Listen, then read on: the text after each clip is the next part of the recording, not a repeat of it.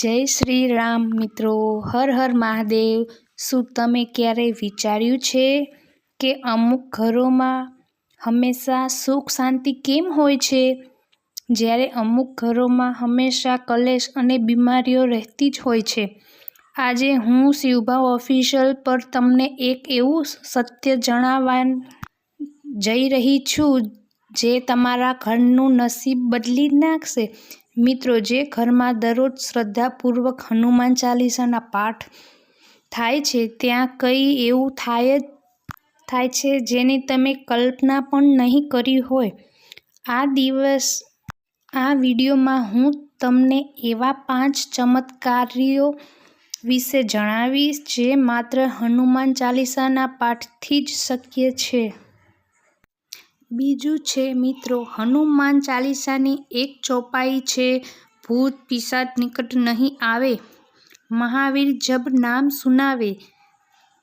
વિજ્ઞાન પણ માને છે કે ધ્વનિમાં શક્તિ હોય છે। જ્યારે તમે હનુમાન ચાલીસા બોલો છો ત્યારે તમારા ઘરમાં એવા પવિત્ર તરંગો વિબ્રેશન્સ પેદા થાય છે કે કોઈ પણ નકારાત્મક શક્તિ, મેલી વિદ્યા કે ખરાબ નજર તમારા ઘરના ઉંબરામાં પણ પ્રવેશી શકતી નથી। જે ઘરમાં કકળાટ થતો હોય ત્યાં નિયમિત પાઠ કરવાથી મન શાંત થાય છે અને ઘરનું વાતાવરણ પવિત્ર બની જાય છે। ત્રીજું છે શનિદેવ અને અન્ય ગ્રહોનો પ્રભાવ। ઘણા લોકો શનિની પનોતી કે રાહુ કેતુથી ડરતા હોય છે, પણ યાદ રાખજો, શનિદેવે હનુમાનજીને વચન આપ્યું હતું કે જે વ્યક્તિ તમારી ભક્તિ કરશે તેને હું ક્યારેય પરેશાન નહીં કરું। એટલે જો તમારા ઘરમાં આર્થિક તંગી હોય કે કામ અટકી જતા હોય તો સમજી લેજો કે ગ્રહ નબળા છે, પણ હનુમાન ચાલીસાનો પાઠ એ તમામ ગ્રહ દોષનું એકમાત્ર રામબાણ ઈલાજ છે। ચોથું છે રોગ અને શારીરિક કષ્ટમાંથી મુક્તિ। આજના સમયમાં બીમારીઓ દરેક ઘરે જોવા મળે છે, પણ હનુમાન ચાલીસા લખ્યું છે, નાશે રોગ હરે સબ પીરા, જપત નિરંતર હનુમંત બીરા। જો તમે અથવા તમારા પરિવારમાં કોઈ સતત બીમાર રહેતું હોય તો તેમને હનુમાન ચાલીસા સંભળાવો અથવા વંચાવો।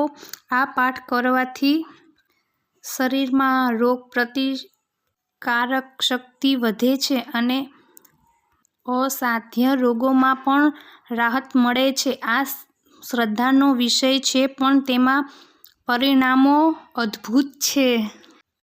પાંચમું છે સાચો પાઠ કરવાની રીત અને ક્યારે કરવો।